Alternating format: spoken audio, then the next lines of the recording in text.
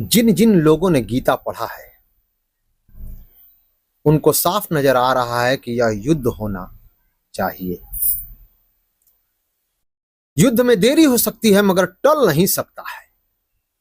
हम फिल्म के आखिरी स्टेज पर आ पहुंचे हैं।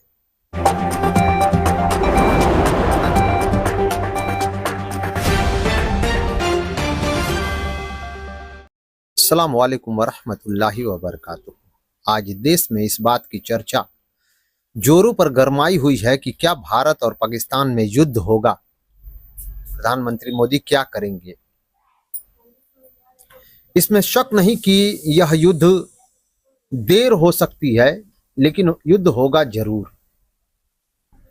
हम देख सकते हैं कि आज सिर्फ 4 देशों का नाम आ रहा है, भारत, पाकिस्तान, चाइना और इजराइल। यही वो 4 देश हैं जिसकी चर्चा आज पूरे विश्व में जोरों शोरों पर चली हुई है। कुछ लोग या तो इजराइल के साथ हैं या कुछ लोग पाकिस्तान और चाइना के साथ हैं। यह होना ही होना था, इसमें कोई शक ही नहीं है कि यह युद्ध न हो। इस युद्ध का परिणाम क्या होगा? युद्ध का परिणाम किसी व्यक्ति के हाथ में नहीं होता है। कोई नहीं जानता है कि युद्ध किसके हित में होगी और इस युद्ध किसके हक में होगी। युद्ध जो है हमेशा वो एक निर्णय लेकर के आता है। शुरुआत तो उसकी इंसान करता है लेकिन खत्म उसे हमेशा ईश्वर करता है। इंसान युद्ध करने के बाद अब उसके बस में नहीं रहता है कि उस युद्ध को वो समाप्त कर दे। जैसे कि आप देख रहे हैं कि यूक्रेन और रूस युद्ध चल रहा है, गजा और इजराइल युद्ध चल रहा है। कब ये युद्ध रुकेगा किसी को नहीं मालूम। क्या आपको ऐसा एहसास लगता है कि गजा से भी कम व्यवस्था है पाकिस्तान के पास युद्ध लड़ने के लिए, या फिर इजराइल से ज्यादा ताकतवर भारत है? दोनों का एनालिसिस करने पर समझ में ये आ रहा है कि न गजा से कमजोर पाकिस्तान है और ना ही इजराइल से ज्यादा ताकतवर भारत है। पाकिस्तान तो एक ऐसा आज मुल्क बना हुआ है कि वो हर तरफ से डूब रहा है। उसके लिए जीवन के लिए सिर्फ एक ही व्यवस्था हो सकती है, वो है युद्ध। पाकिस्तान को वह संजीवनी मिल जाएगी। अगर ये युद्ध हो गया तो वह पाकिस्तान को संजीवनी मिल जाएगी और वही संजीवनी भारत को जो है वो बड़ा नुकसान करेगा। भारत एक उभरता हुआ देश है, उसकी उभरती हुई इकोनॉमी है और इस उभरती हुई इकोनॉमी पर सारे देश की नजर लगी हुई है और सबसे ज्यादा नजर जो गड़ाया हुआ है वो अमेरिका। क्योंकि अमेरिका की वो खेती है और उस खेती को खरीदने के लिए भारत ललायत रहता है। भारत के पास आज 150 करोड़ लोग हैं जो टैक्स देने के लिए हर हाल में तैयार है और अमेरिका खूब अच्छी तरह से जानता है कि किसी भी देश का पैसा लेने के लिए हमें क्या करना होगा। इसमें कोई शक नहीं कि आज अमेरिका भारत का दाहिना हाथ, खैरख्वाह बना हुआ है, लेकिन अमेरिका किसी का कभी खैरख्वाह नहीं रहता है। आपको मालूम होना चाहिए कि पिछले समय वह पाकिस्तान का खैरख्वाह था। आज पाकिस्तान जो जिंदा है, जो दिखाई दे रहा है, वह सिर्फ और सिर्फ अमेरिका की बदौलत दिखाई दे रहा है। अमेरिका के पैसों पर वो पला और बढ़ा है। अमेरिका ही ने उसे जो है तैयार किया है और आज वो हमारी आंखों का कांटा बना हुआ, यानी भारत की आंखों का कांटा बना हुआ है। राजनीति बड़ी ही अजीब चीज है।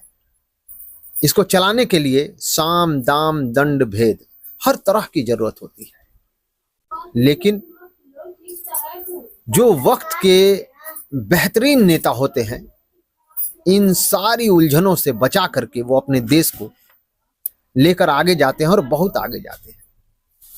लेकिन आज आज हमारे देश में ये जो नफरतों का बाजार गर्म है, इसको लेकर के आप कितना दिन चल सकते हैं? यानी एक बीमार इंसान कितना दिन तक चल सकता है?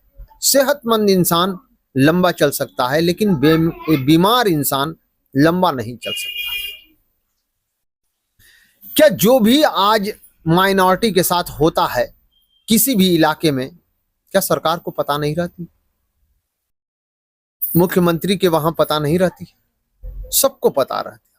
लेकिन मैंने कहा ना कि राजनीति एक ऐसी व्यवस्था है कि उसको चलाने के लिए साम दाम दंड भेद हर तरह की जरूरत होती है। आज वही जरूरत इंसान को यहां तक लेकर के आया कि वो आतंकवादी जो धर्म पूछ करके मार रहे हैं या मार रहे थे, यह आतंकवाद का सिलसिला न जाने कितने दिनों से भारत में चल रहा है।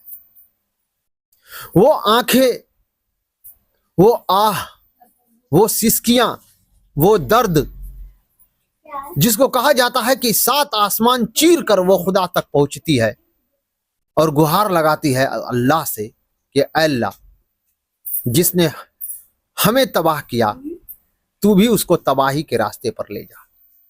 आज भारत का प्रधानमंत्री, मुख्यमंत्री, बहुत से ऐसे हैं जो इस आह और सिसकियों को लेकर के कब तक और कितना चल सकते हैं। इसीलिए मैं कह रहा हूं कि ये युद्ध कुछ देर के लिए ठहर तो सकता है, लेकिन खत्म नहीं किया जा सकता।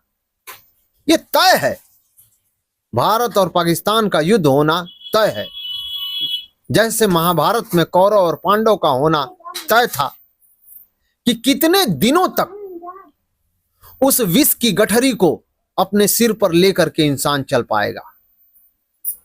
कोई आह, कोई आंसू, कोई फरियाद उस अरसे इलाही तक तो पहुंचता होगा जिसके मकान तोड़ दिए जाते होंगे, जिसको बेगुनाह होने के बावजूद भी धर्म और जाति का नाम पूछ करके उसकी लिंचिंग की जाती है। इस लिंचिंग के साथ तुम कितने दिन तक इस देश को खींच कर ले जा सकते हो? मैंने माना कि आज ताकतवर आपके हाथों में है, लेकिन उस ताकत का क्या जिसको अल्लाह कहता है कि मजलूम की आवाज कोई नहीं रोकता, वो चीर कर आसमान, 7 आसमान पार करके मेरे पास तक पहुंचती है और मेरी लाठी में आवाज नहीं होती है। वो 2 कौमों को लड़ा करके किसी की आह का बदला लेता है।